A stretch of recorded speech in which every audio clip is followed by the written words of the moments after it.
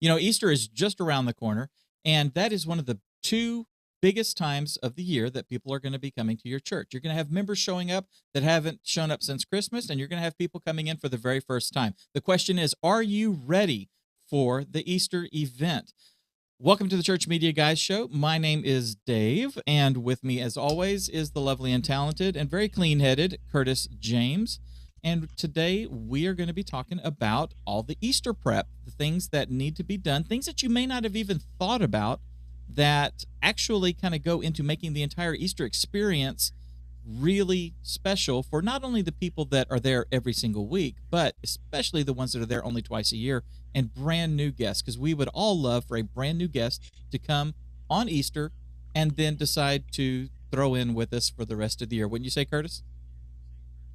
Absolutely. So, philosophically, my approach to Easter is kind of different than maybe what it was like earlier on in my ministry, because Easter is one of those things where you do have this influx of people, the people who are going to come once or twice a year to your service. And then you're going to have people who are new to the community, who maybe haven't been to church yet and think, it's Easter. Maybe I should go to church this week. We haven't been since we moved. There's a lot of different components to that. So I'm actually a huge fan, first of all, of Easter not being something totally different than what we do every other week of the year, but in essence for people to be able to come in and say, see, here's what this church is about, here's what they do. But obviously there are special components to Easter. We always add pieces and do something special, whether it's musically, we do something a little bit different or whatever. But I love to keep the integrity of my services consistent. So in that case, what Easter does is it provides us with a checkup opportunity for us to be able to look and say, hey, how are we doing? We want to make sure that we're doing this the best we possibly can, because we know we're going to have a lot of people coming through and just thinking, maybe I need to be getting back into church. Is this a place that I can find a home, a place that I can belong? And so what we do is we also realize there are things that we probably should have already taken care of, or things that we should be keeping up with throughout the year, but it's always good to have a checkup time. So anything we do for Easter actually helps us after Easter as well continue to do things maybe at a little higher level and bring a certain quality to what we're doing.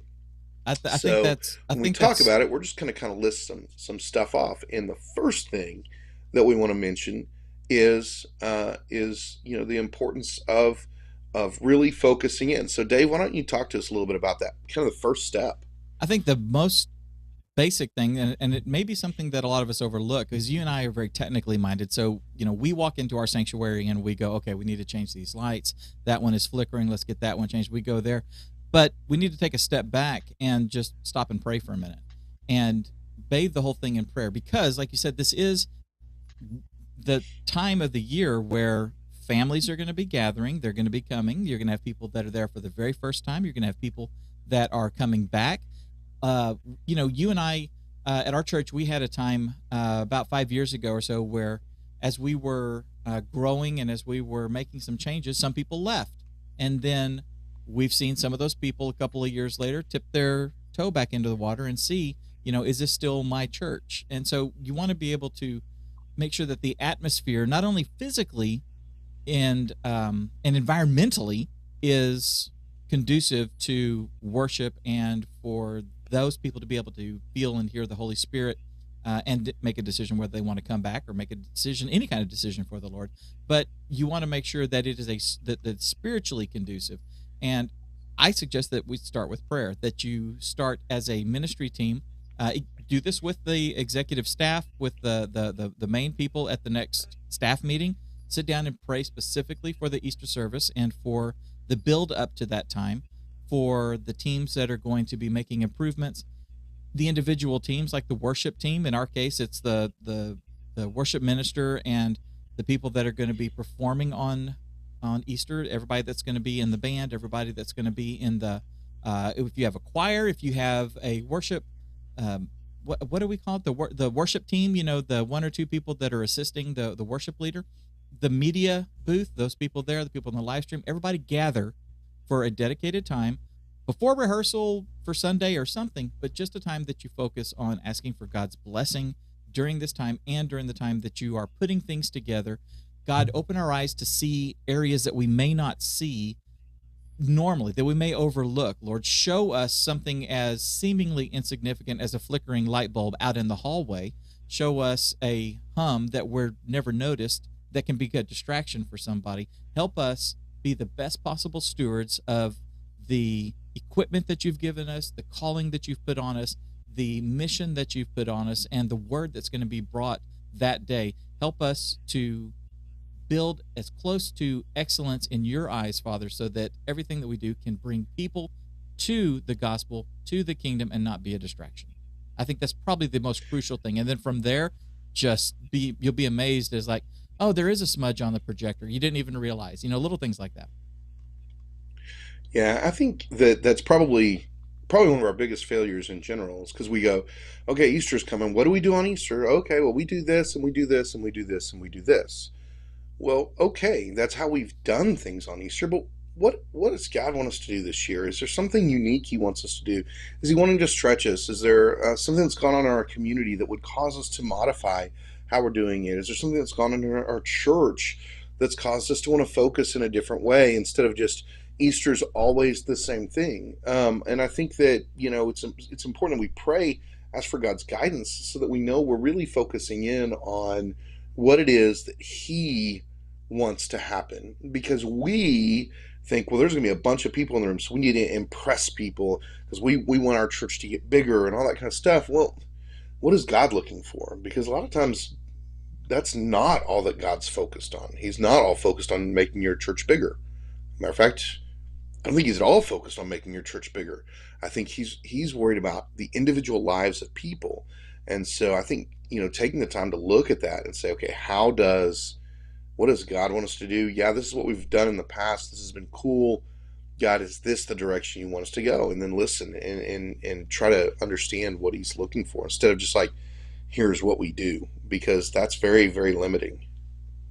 Yeah, it is. And let's get down into some of the nitty gritty. We've got the way we've set this up is kind of a 4 weeks out. You should be doing these things. Well, I mean, let's take a step back. Like right now, okay, because you and I were calculating. I think from the time of this recording, we're about 7-ish weeks. 7 weeks till Easter. So in the 7 to 4 weeks, there's some stuff that you should just go ahead and start taking care of now.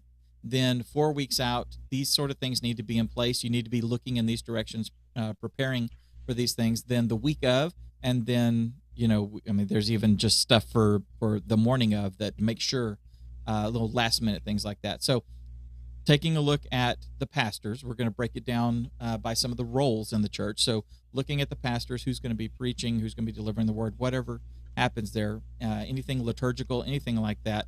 Curtis, what are some things that pastors need to be doing right now? Well, right now, you really need to already know where you're going, what you're doing. So if you're the lead pastor, you're the teaching pastor, what you're preaching on that day needs to already be kind of in front of you. You need to be thinking about, what's the message? Obviously, the message is Jesus is alive, He's risen. Probably it's Easter, right? But I think, looking at that and saying, yes, this is true, but where's our connection point? Where's our application to this? Where am I going with it?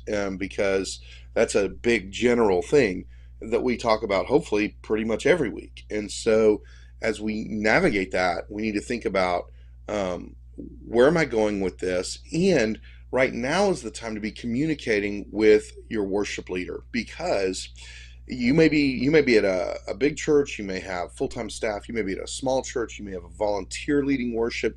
It really doesn't matter. You need to be able to sit down together and say, hey, Easter is coming, what are you thinking? Because the worship guy probably has something in mind. Maybe he's working on something with the choir or with the band or something like that. You don't even know what he's working on, yet we really do want to have cohesiveness. It doesn't mean everything has to be planned out. Oh, I'm preaching on this specific topic, so we need songs that talk only about that. That's okay. I mean, sometimes that's good, but really, what you want to know is, hey, this is where I'm going, and as the worship leaders assembling the service, then they have that in mind, and you have a cohesiveness to your service that's not just it's the Wednesday night before, and you're like, oh, here's what I'm preaching on. You know what I mean? That's Yeah. not good for them. And it also helps if there's scripture reading, which I hope there is in your service. I hope you're reading the scripture, Kind of but it's important. not only getting read in the message, because worship, an act of worship, is reading the scripture together. Yep. But maybe they want to read the same passage you are, or maybe they don't want to read the same passage you are for repetition's sake, and there's something that relates in a way. Just knowing those things, because if you're both preparing out ahead of time, that's great. But if you're not on the same page, then somebody's going to waste their time in the process. So now you need to communicate where you're going, and that's essential, absolutely essential. I agree.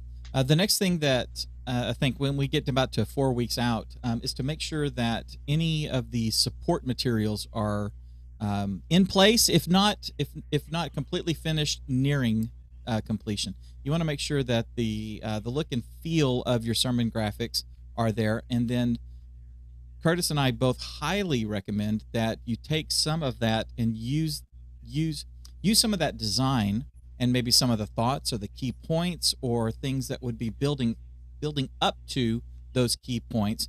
Use those as social media promotion and pieces that you can put out. Part of two purposes really for those social media promotion things. You don't want to just promote. Okay, that's selling. Okay, so one of the things that we learn in content marketing, in video marketing, and in marketing in general is that you want to bring value to the people when you're asking them to take a second and read this, look at this picture, watch this short video. When you're asking them to stop what they're doing and focus on something that you are saying visually, whatever, you want to make sure that they are going to get something out of it. They're consumers, they want to have value. So be sure that you are doing things that could help build up to what the sermon topic is. We're talking about the resurrection. There's a lot of stuff that you can be talking about and using to build up in the anticipation of the celebration of the resurrection. And also do it everywhere. Okay, so use Instagram, use Facebook, use your Facebook page, use the individual church pastors, the lead pastor, the family pastor, the children's pastor, worship pastor. Use your own personal profiles as well, because you have friends and people that you connect to that the others don't. Use that. Use Reels, use Shorts, even use TikTok. I know TikTok is a hot subject. Oh, TikTok's horrible and stuff like that. Okay, fine. The reality is that's where everyone in your church is. Okay, there's all of your kids in your church are using TikTok. You want to be able to speak to them where they are. So keep that in mind. There's people out there that are needing the gospel, needing Christ. So in part of your promotion, be sure you're using the mediums that are being used so that the message gets out there. Remember, Jesus didn't stand at the steps of the temple and pontificate. Okay, he did sometimes, but more times than not, he walked into the bar and sat down next to somebody and talked to him. He went to the tax collector, and while he was collecting taxes and people were throwing tomatoes at him, went and sat and talked with him and stuff. So remember, we need to be where the people are when it comes to our message, bringing value and promoting.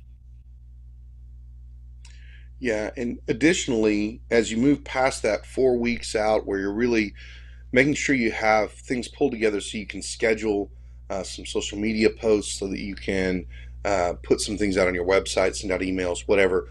When you get to the week of, it's really important that by the time you get to the week before, the Sunday before, you're able to share with your congregation, here's where we're going, here's what we're talking about this week, and kind of give them in a nutshell where you're headed, because then you can say, if you know of someone who you feel like would benefit from this message, then I want to encourage you to invite them. I'll never forget, we did a dinner theater at one of my churches every Christmas, and we would put on a dinner theater, and then inevitably after it, someone would come up and say, "Oh, I wish my sister had seen that. That she really needed to see that." And it was like, okay, so what we really wanted to start, what the plan was to actually start doing the dinner theater for the church as like a dessert theater, and then a week later do it again for the community, and so people could know what is being said, so they can be like, oh man, my coworker really needs to hear that. And so anything you can do to preview your message and help people see how this is going to specifically apply to someone in their lives helps give them the opportunity, because Easter is a great time to invite people.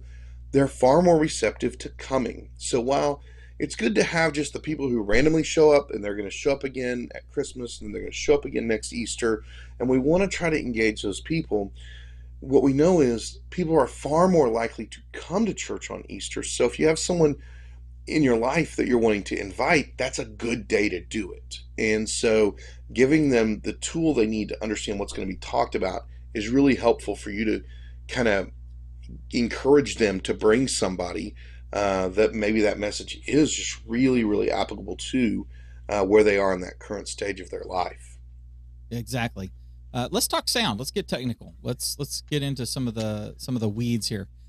When it comes to sound, you and I have said. I just said. I'm trying not to say so much, so forgive me for my uhs.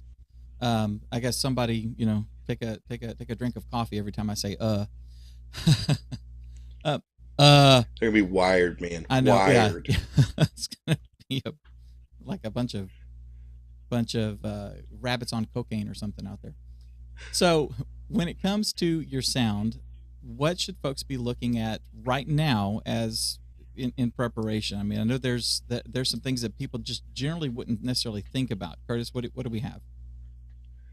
Well, now the important thing is to make sure you're addressing the little issues that you've been saying, well, that's just something small.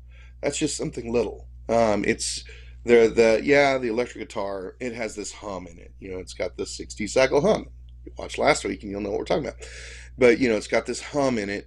And it's all, you're always fighting with it. Sometimes it's there, sometimes it's not. Maybe there's certain patches or pedals that they use that make the hum there, and other times it doesn't. Or maybe the pastor's mic occasionally just has a little dropout. It just drops out a little bit, and those kinds of things that we just go along with because we're used to them every day. Those little things, they're things that need to be fixed. And so now's the time. You're 7 weeks out. Take the time to really look into it and say, okay, why are we getting this hum? What can we do to eliminate the hum? Even if it is, hey, this patch just doesn't play nice with our stuff. Can we use a different patch on the guitar? The mic, okay, if it's an agile frequency microphone, which most new stuff is, then you can go in and you can change the frequency, test them out. It gives you 6, 7 weeks of Sundays to go ahead and run it and say, okay, did that take care of the problem? Cables, check your cables. If you've got a mic that's misbehaving, a wired mic, any of those kinds of things, the little things that you're like, I'll worry about that later. We'll worry about it now, because this is a good time to get that stuff cleaned up so that on Easter morning, people don't go and go, what's that hum? You know what I mean?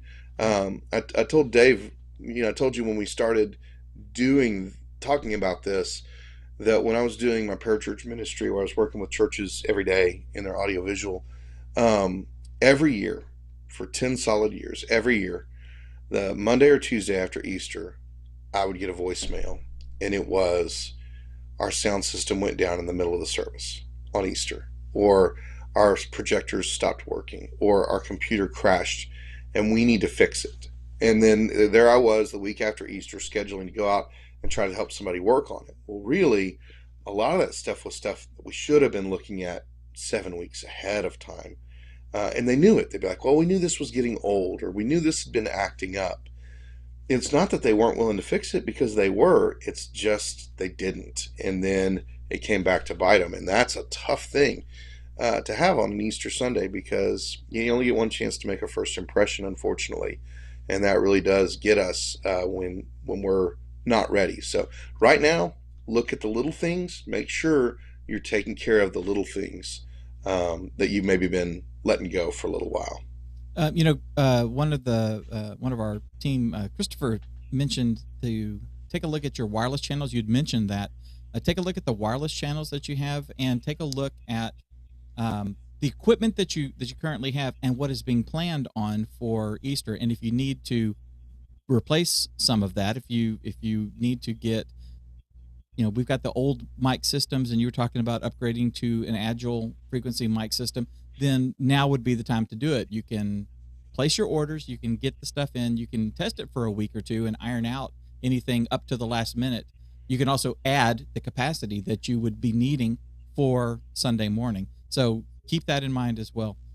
When you get to 4 weeks out and you're having all these rehearsals, it's really important for the media team to start being a part of those rehearsals, even if it's just at our church, it's Wednesday night.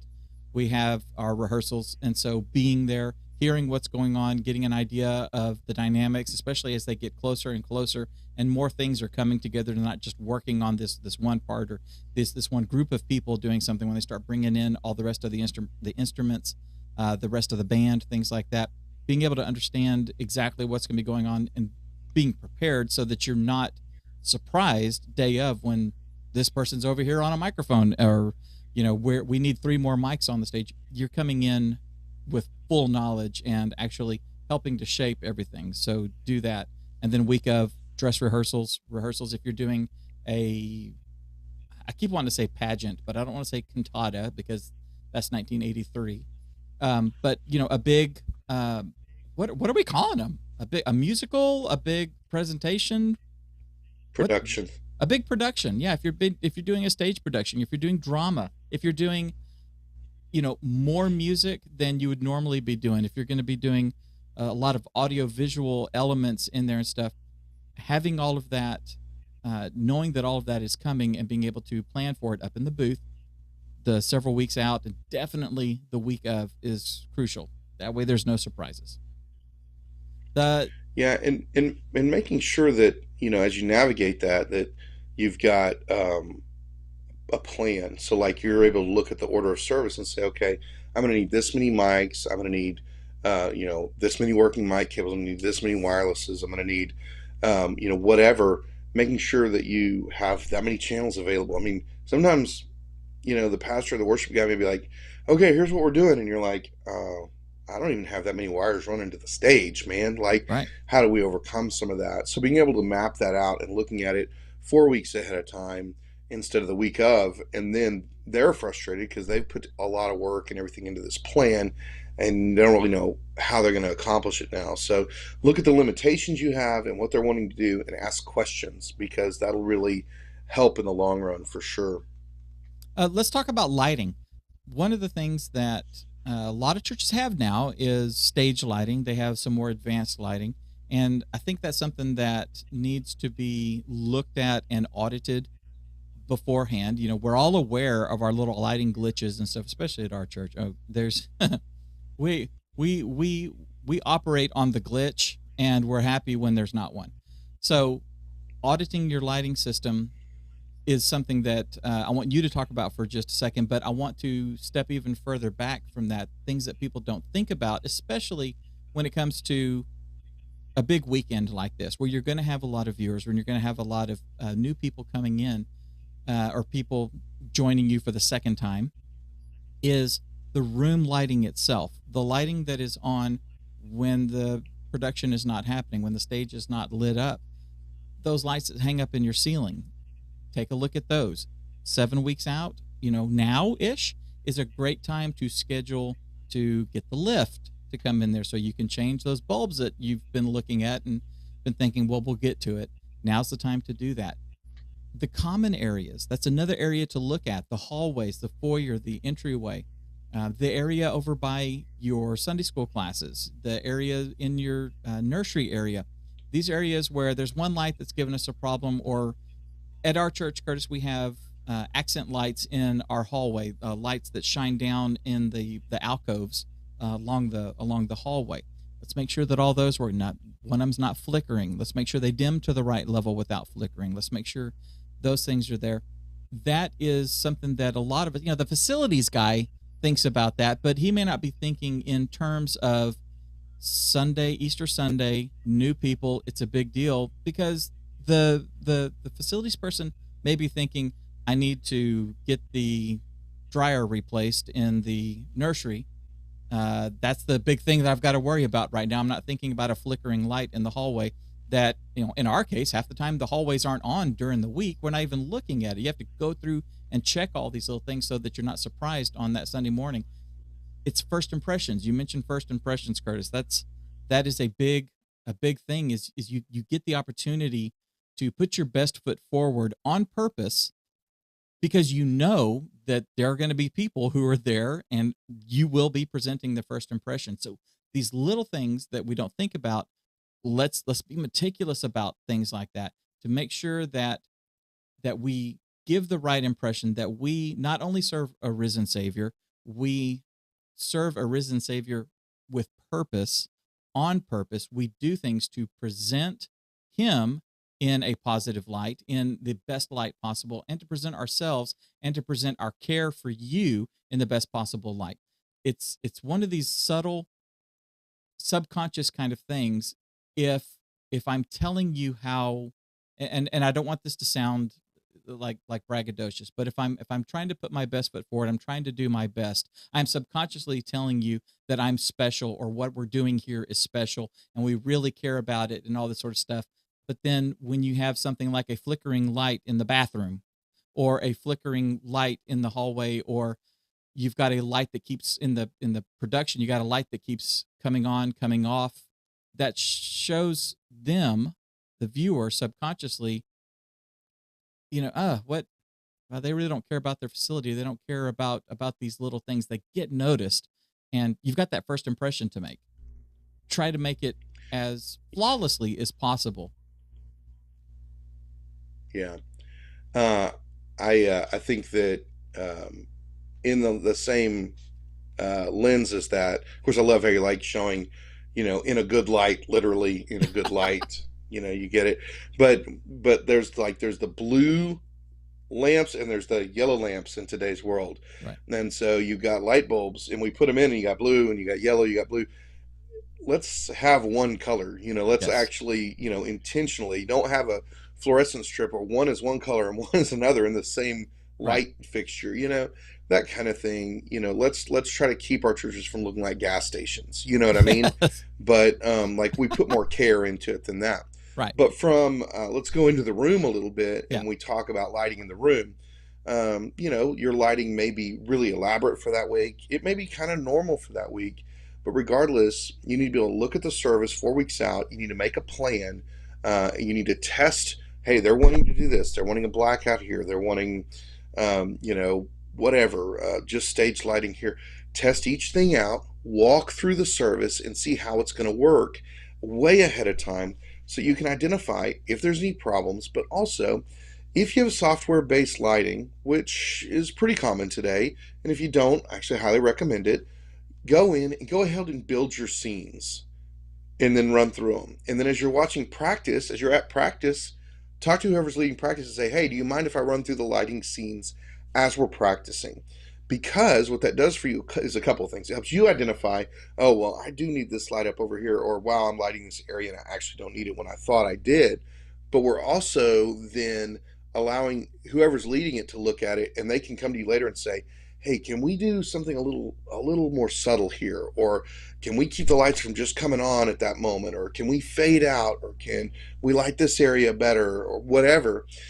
When you're at practice and you actually know what's going on, the worst thing you can ever do to your stage as a lighting technician is to be black when they need light.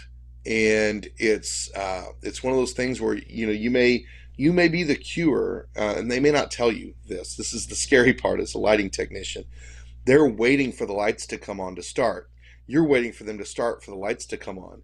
What you'll find is you're always going to lose that battle, because if they start with the lights off, then nobody can see them, so they don't want to. Obviously, if we turn on too early and they're resetting something, that's really awkward. So you want to work on communication, but by being at practice and working with that, it gives you an opportunity to kind of see those trouble spots and say, hey, when do you want me to bring, how long do you want this blackout to be? When do you want these lights to come down and back up? Am I cueing you or are you cueing me? Those are important things to know as you're preparing. And so as you set up the scenes and you run them in a live setting at practice, then you can isolate some of those issues about cueing and different things like that. And so when it comes to lighting, I think those are the important things from a live standpoint. But I think we also want to talk about, streaming Yeah. and what do we need to be ready for with that? Well, when it comes to streaming, there's a lot of us are streaming already, and we have a flow. We have all of our camera positions and everything all kind of set up. When we talk about the engineering of the show, and remember, Curtis and I use production and show all kind of interchangeably. We're talking about the worship service, and we stipulate that this is a spiritual event. But because we're in production, we say words like show, so don't freak out over that. I had that trigger somebody. We're not putting on a show. We're trying to do something for the Lord. Okay, yes, we understand. Okay, we're not going to say that every time, so just remember that. So when you have your show, you have things that you do every single week. We use these camera angles. We use these lower thirds. We use things like that. One of the first things that I think everybody should do is make a duplicate of that profile. So if you're in vMix, it's you click on the little drop down and where it says save as, and then give it a new name. And so I did that when we went from 2022 to 2023. I said, here's the one that we used in 2022. I haven't made a whole lot of changes, but I called this new one is 2023, just making sure that everything, we know we're using the most current one. When you have special events, if you don't do special events regularly, then save it and call it special events. And now you're going to make all kinds of changes to it specifically for, in this case, Easter, but you're not going to mess up the ones that are going to be used between now and Easter. You're not going to be thinking, oh crud, I need to change that. I need to add that camera back in, or we need to do a different lower third or something like that. I got to turn them all back off, and I got a million lower thirds instead of the 3 that I normally use. Go ahead and just use a different profile. That's going to save you a ton of time. And then you'll have this event profile that when it comes time for Christmas, you can open up the Easter profile, save it as Christmas, and now you've got the Christmas changes that are a little bit different. And when it comes back around to Easter, you're already cocked and loaded for the Easter specific one. The changes you can make will be small changes, not major changes. So just keep that in mind right off the top. The next thing is to take a look at all the different cameras and equipment that you have and just test these things. Make sure that everything is working. If you have something that has been a little janky and you've kind of worked around it because it started being janky in this service and I can't run down there and start testing and fixing and making these changes. I'm just going to use it for this one reason and not use it for the other 2 or 3 things that I use it for. And then you forget because now everybody's going to lunch and then the week has gone by and it's janky again the next week and it just falls off your radar. It's just that little irritant. Go ahead and get those things fixed now. Test them, change things, upgrade if you need to flash the firmware on any of the cameras, to get the latest revision of the software. Several weeks out is a great time to do it because you have the ability to flash it back to the previous version if something is wrong. It doesn't do what it used to do. They added a new feature and that feature doesn't work like I thought it would, and I need the old thing. You've got that runway to be able to do that. Do that now, okay? And when you get down to the week or so before, and especially the day before or the Sunday before, go around and clean all the lenses. In our case, we have like pan tilt zoom cameras, PTZ cameras that are hanging from the balcony, and they are on all the time. They are used every week, and they sit there, and you don't think hey, this room is dusty, and generally, by and large, the room is used so often that the dust doesn't ever really kind of settle, except for in these odd corners and things like that. Don't let your lens be one of those. And when you're cleaning your lens, use a dry, lint-free cloth. Don't spray some Windex on it. Don't do anything like that. A little bit of alcohol or just water, and very damp, not wet. There's a fine difference between damp. I take something and I wring it out really good so I can tell that it's moist, but I don't run the risk of a drip happening, especially when I'm doing monitors and stuff. You don't want a drip getting underneath the edge and then causing all kinds of electrical issues. You don't want any of that. So little things like that you may not be thinking of. Get things repaired, get things replaced. You got a janky tripod, go ahead and order a new one. Get that taken care of now so that you don't have to fight that equipment on one of the two most important days as far as church service goes and visitors coming to your building. You don't want to be fighting those things that day. Yeah, I mean, I think what you said about kind of the software thing about Mm-hmm. making a backup profile or secondary profile, Yep. I think that's important also outside of the streaming area in your Mm-hmm. lighting and in your sound. Uh-huh. You're and going to be and doing and something on different your on that week. So, on your, let's say, pro presenter, we that's something that we use every week, and we just keep making changes to it, right, Curtis? We kind of have it, kind of have our right. libraries and all that sort of stuff set, and we delete this and we overwrite that and we do all this sort of stuff. Make something deliberate. Just duplicate what you have and make something deliberate with that, because I don't think we think Yeah. about pro presenter like that, like we do, like vmix or obs or something like that. And you were saying about the lighting, Well, you can do the everything same thing. just, yeah, everything gets so cluttered. So you just want to be careful, and you want things to be clean, but you also don't want to have to undo everything you just did the week after Easter Yeah, because either. then So the that's normalcy won't that's be there important. anymore. Yeah. Yeah. So the next thing we'll talk about is the concept of projectors and computers. Okay. It seems simple, but when it comes to projectors, one of the things that we can be most guilty of is ignoring lamp life warnings and things like that. So if you get a lamp timer or a lamp warning that pops up and you're like, it looks fine. Oh, it looks fine. It probably does look fine. I mean, it's probably dim, but you don't notice because it's been dimming for a year and a half now. Is that the check But engine it light? looks fine. What'd you say? Is that the check engine light? Yeah, it's not the check engine light. It doesn't mean your gas cap is loose. Okay. Okay. It means that your lamp is old. Right. Okay. And so But don't you ignore it. need to replace your lamp as it's getting to end of life. Don't wait for it to go out because it'll go out on Easter morning. I promise. Okay. So what you want to do is there's a lot of different ways to handle that.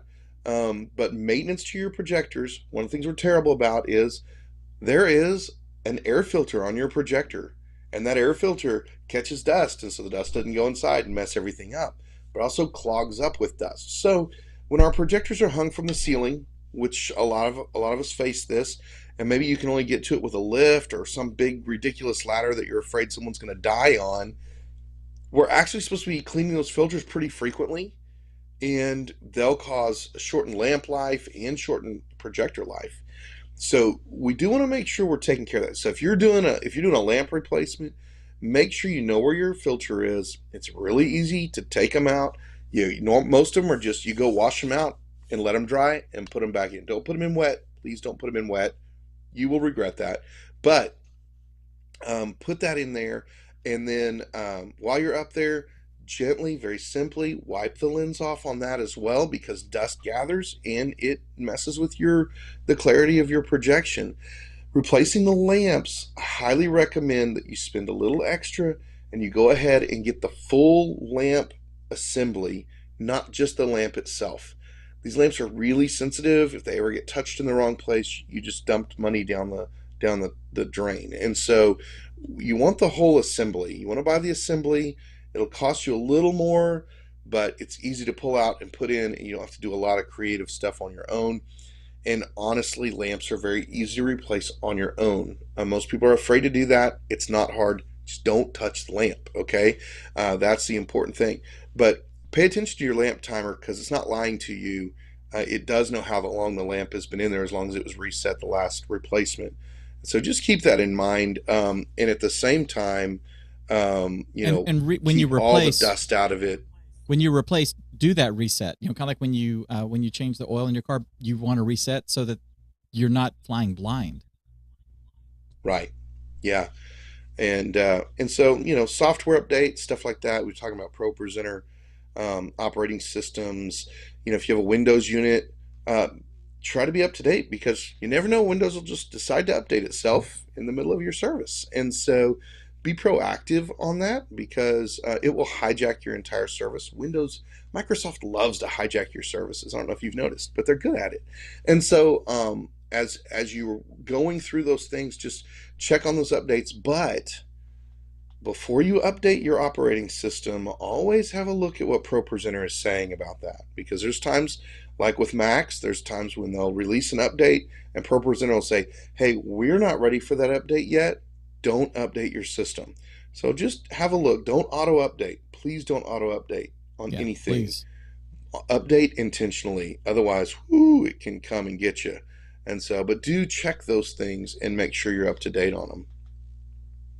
And the sooner that you do that, like if you do that this week or next week, you give yourself plenty of runway to fix what gets broken during an update, because invariably something does go wrong. There's a whole lot of components that go into making things happen visually. There's video drivers, there's the operating systems, the graphics layer inside the operating system, there's how it talks with the software. Like you said, not just with ProPresenter, but in this case we're using vMix, and you have to determine, is it worth it to do the update now? I can always roll it back.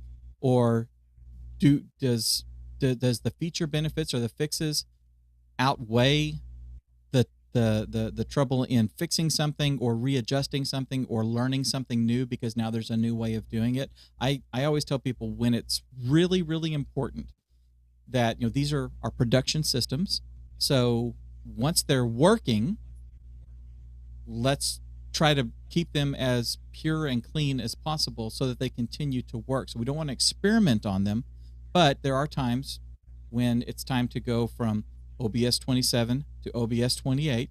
Now, Curtis, you and I know that in that one instance, OBS did a whole lot of things as far as the way it works with the different types of processors. So, Macintosh, Apple has the M1 processors. Those are the ARM-based process, M1, M2. And when OBS made a shift from their version number 27 to 28, it was a major thing.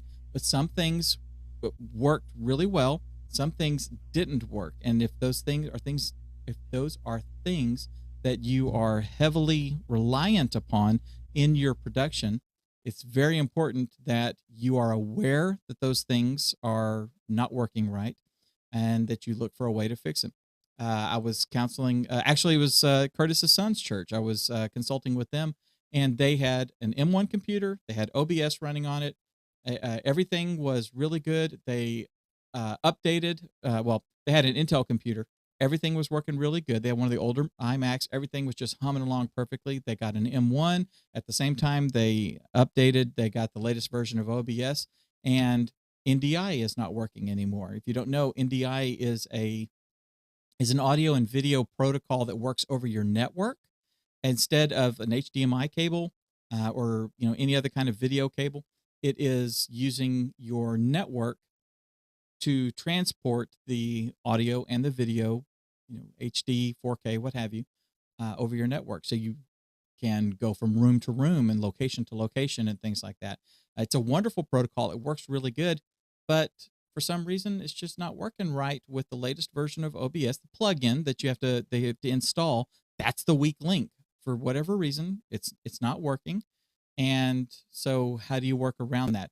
Doing these things. Should I upgrade now? Should I upgrade later? Doing these things, testing, giving yourself the ability to completely go back to the old way, all that sort of stuff. The earlier you do that, the less critical it's going to be, not only for this Sunday that's coming up, but Easter Sunday, the absolutely crucial times. So be deliberate when you're doing it and determine whether now's the time, now's not the time. If we're going to do it, we better do it now.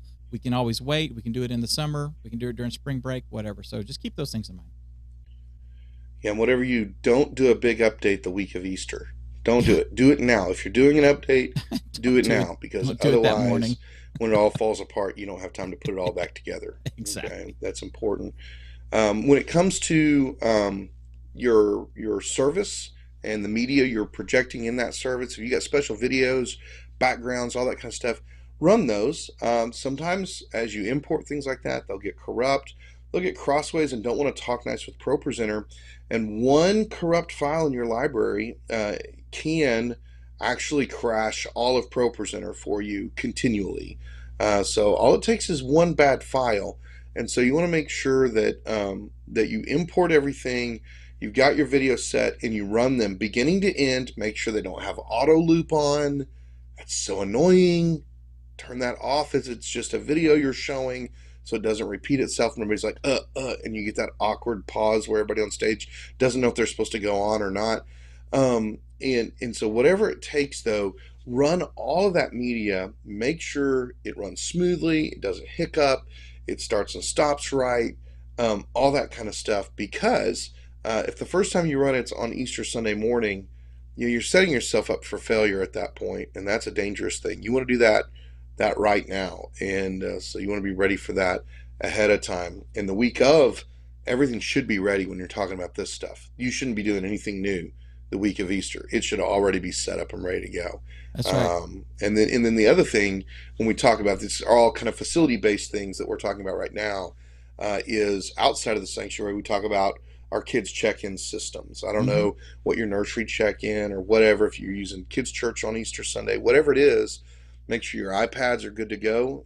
For instance, if you're using Shelby systems, when they do an update, it breaks the iPad every time almost. And all of a sudden you'll search for a family and they won't be there. You search for another family, they'll be there.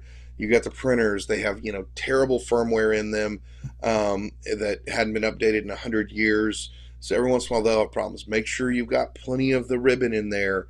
Those kinds of things that you don't want to run out on Sunday morning. If you're thinking, oh, that one's a little low, go ahead and change it out for that day. But make sure you run through, make sure all that stuff's working, and that people are using it properly, because you want to make sure, man, when people are handing their kids to you, they want to feel like you know what you're doing and you're prepared. And so you want to make sure they feel like you know what you're doing and you're prepared. And that's super important. Right. Make sure that you've got plenty of labels, that when the spool or whatever doesn't run out after the third kid, and then you're scrambling, running to a closet, and people are backing up. Little things like that. Go ahead and get some more of those things. Hit Amazon. It'll be here tomorrow. Yeah.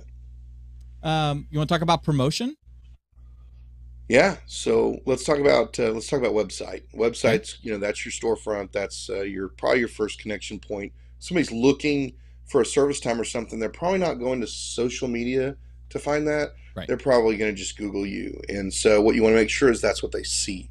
So you should have a landing page set up. Really, in my opinion, 4 weeks out, you should have a landing page set up that when they come, whether it's just a pop up over the top of your page, it's a new page, or you're redoing the way your banners are or something, that it's like, hey, this is our Easter service times, especially if your Easter service times are anything different than normal. Like if you're not having small groups on that day, or if you're having multiple services, or if you're doing it at a different time, you want to make sure that that's what people see, because that's what they're looking for. At that time of year, they're saying, hey, we're thinking about going to church on Easter. Hey, what time is their service? Oh, pull it up. Oh, well, they have a service at 11 or 10 or at 8 and 10 or whatever. Do they have small groups? Do they not have small groups? All that information needs to be clearly stated, very simply, on a landing page that doesn't keep them from getting to your regular website, but it's just kind of the stop. And if there's something special like an egg hunt or something like that, we're going to put it on there. And just kind of an aside, if you're doing something like an egg hunt, let's say, then it's great to have a sign up for that, like a save my spot kind of thing. Even though it's an egg hunt, you're probably not reserving spots. What it does is it allows you to capture information of who's coming, maybe help you see, oh wow, we're going to need more eggs, but also it'll help you add them to your contact list in ways that they may not. Maybe they're not going to fill out the digital card on Sunday morning or whatever. You may not capture their information another way. Like, oh, we want to do the egg hunt, so we'll sign up. Just their email address is all it takes, like name and email address. But then you've captured that information for future use too. So that's a way to kind of get double out of it. And also on your website, make sure you're paying attention to what's on there other than just your landing page. Right. Right. Make sure that you've got any old information on there. The sign up for camp or something, from last year. Now's a good time to go and get that off of there. You really should be updating your website, at least every week, just to make sure that the event that you had on Saturday is not being promoted Monday. You don't want people to think that you're not paying attention to what you're doing, and it's one of those subtle things that helps you not put your best foot forward. Curtis, one of the things that I like, and I've seen a lot of churches do this as just a general matter, of course, but when you have a special event like this, part of the landing page for the Easter event or the Christmas event or what have you is to have a save my seat type of a thing where it's basically they're registering to be there, but we know they don't have to. Walk-ins are welcome, but the like you said, the most important thing is we're capturing that information for them, and we can filter that information in the back end to know, we run 500 every week. Okay, for Christmas we may be running 700, and we either plan for it with a bunch of extra seating in an overflow room, and there's two people in it because we overdid the planning, or we didn't plan for it and now we're scrambling and we're trying to figure out where we're going to cram people, especially on such a busy weekend. In some cases, churches can double their attendance easily just by having family that comes in with everyone who's a member there. So having a save my seat gives us a little indicator. We've got 200 extra people that are going to be here. Let's get the overflow room ready. Let's get these things. And like you said, you're capturing some of that information so that you can follow up with them later. If you still do house to house visitation, you can have, if you send a basket out, if you send a we're so glad you were here with us card or something, some sort of a touch point that you can follow up, and you can begin that relationship with those people that you may not have been able to shake hands with. You can at least begin it digitally and let it lead to something else. Very important. Yeah. The other thing that we want to talk about as we kind of go from website is social media. Yeah. Social media is obviously, that's your primary connection point, while your website is your storefront. That's where people are going to come and look for what time your service is and what's going on. It's social media where you're really going to get the word out to people. Social media is the marketplace at this point. It's like walking around and handing out flyers in the city square now. And so as we go into social media, we want to make sure that we take the graphics package we have, even if it's just a couple of graphics we made, that share what's going on. Make sure it shares why this service is special. It's Easter Sunday. You say, well, it's Easter Sunday, so it's special. Okay, well, we're communicating to a world that may not realize what that really means. They think bunnies and eggs and things like that when they think about Easter. And so we want to make sure we're telling them what we're doing that's special on this day, and that we'd like them to come and be a part of it. And it should be simple, it should be straightforward, and be something that you can use, across a lot of platforms. Yeah, and don't, we talk about social media. Let's look at the other things that we're doing. You have an email list, that whether it's with the members or guests or whatever. We talked about the being able to capture the contact information with a save my seat for a worship service, or save my seat or save my spot for the Easter egg hunt, things like that. Use email. People get emails all the time. They check emails. If you're capturing their phone numbers and stuff, texting, group texts to text blast, things like that. I mean, Curtis, we have 3 or 4 for the various ministries at our church that we use just for internal communication amongst ourselves. So be sure that you're doing that, and equip and empower your ministry leaders, your Sunday school teachers, your Bible study leaders, your home group teachers. They may have their own internal communication as well. And these materials, these promotional materials, the promotional message can be put out through there. At our church, we use Slack a lot. All the various ministries are using Slack. The staff uses Slack. Our Sunday school classes are using Slack a lot for that communication that happens, during the week, where, hey, I'm going to the hospital. Can you guys pray for me? The little doing life part, some of that communication happens, in Slack. That's a great place to go ahead and take, one of the social media posts and share that in there, because they may not be on Facebook. We have people in our class that are using Slack that don't have Facebook accounts or Instagram accounts. And so you want to make sure that you're able to touch those people. So empower your leaders to utilize these tools as well, not only in the official capacity of their communications with their various charges, but on their own private communications as well, their own profiles, their own things like that. If they have access to these things, whether it's sharing from the church's Facebook page, or you have emailed them the 3 or 4 graphic pieces for social media posts that they can post natively, that's a good thing. They can actually get more reach doing that natively than maybe sharing something. So just keep all those little things in mind. Hit me with the Yeah, facility things, and things we don't think about. yeah, when it comes down to it with facilities, our churches are sometimes a lot like our houses, in Yeah. the sense that we don't really notice things. We stop noticing the stain on the carpet. We stop noticing that hole in the wall that's there from when our kid was running across the room and tripped and hit their head on the wall, and there's like this divot there. A But every forehead guest that dent. walks in your house walks in and goes, "Huh, look, there's a hole in your wall," So we want to be careful of It's my that, daughter's kind of forehead. have fresh eyes. Yeah, exactly. Yeah, we want to have fresh eyes as we come into the church. We want to walk the spaces that people are going to be walking and say, hey, what do things look like? Are the ceiling tiles stained? So I'm looking at the ceiling tiles in my office. They aren't stained, so that's good. But are the ceiling tiles stained? Is there, something wrong on the floor? Is there a spot on the wall? Those kinds of things, because we use our churches. And so, just looking for some of those real simple cosmetic things is important, because it is a first impression opportunity. Yeah, and that is part of putting your best foot forward. Things that you don't think about. The we have a whole bunch of seating out in our foyer. Check those cushions, because someone is sitting there drinking coffee, or their kid may be sitting there drinking coffee, waiting for mom and dad and hosing with their friends, and then some of the coffee gets spilled on there.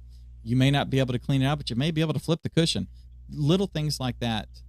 It's the fine detail. It's the attention to detail in our facilities, the attention to detail in our lighting, the attention to detail in our stage promotion, stage production, the attention to detail in our audio system, the attention to detail in our broadcast. Attention to detail is easily overlooked, and it's something that we should all focus on, if not regularly. Little things like, I've heard people say, I've heard pastors say that they will, as they're walking their campus, as they're going from point A to point B or something like that, if they see a gum wrapper on the floor, they will stop and go pick it up, and because they want to make sure that the next person walking in there sees that, and they take that, out even to, if they're in Chick-fil-A and a table has a napkin left on it, when they get up from their table to throw their stuff away, they're grabbing that napkin and throwing it away. It's that servant mentality that we have that allows us to focus on these little details, so the people that we're serving don't get distracted by them, because you are not, your church, your ministry is not the sum total of the mistakes that you make. It is not the stain on the carpet. It is not the coffee stain on the seat. It is not the smell coming from the diaper bin in the nursery. It's not. That is just reality. That is, we're human, we're fallible, we make mistakes. It's not that big of a deal. But there are people out there who will not come to a church because of their preconceived notions. They may come to a church and the Holy Spirit may be working on them, and they be fighting against the Holy Spirit, and they're going to look for any excuse possible to say, I don't want to be with these people. I don't want to hear what you're saying, Father. I don't want to do anything. I'm going to look. I mean, Curtis, we know people personally who make up all kinds of excuses to not do what God's calling them to do. And so let's see that we're the ones that are trying to remove every possible excuse, any little thing. Well, there was a smell coming from the nursery. Well, okay, all those kids poop, and it's the diaper bin, and it just needs to be changed, or the filter needs to be replaced, or something like that. You don't want that to be, well, I'm not going to that church. I'm not going to follow the Lord's direction. I'm going to keep rebelling against the Lord because the diaper bin smells. They'll make any excuse. Let's try to remove all those excuses as humanly possible. Final thoughts? Yeah, it's Easter. So we want it to be a great time of celebration for our risen Savior. And I don't want you to be distracted on that day by all of the little things. The more prepared we are, the more we get to enjoy these times and engage in worship. the less prepared we are, the more stressed we are, and the less we're actually focusing on what God did for us on Easter. And so, what I would say is prepare now so that you can go and you can celebrate with your congregation on Easter all that God has done and give Him glory and honor without being like, oh, I didn't do this. Oh, this isn't working. That isn't working. And here's the other thing, realize once you get started, whatever happens, happens. Realize that God probably doesn't have on His list of important things that your Easter service goes perfectly. That's probably not what He's focused on. He's focused on your heart. So if you're prepared, then what He wants to see is you worshiping. If you're not prepared, then He's going to see you worrying, and that's not what He wants to see. Realize once you get started, yeah, a mic may drop out. Yeah, somebody may trip on the steps.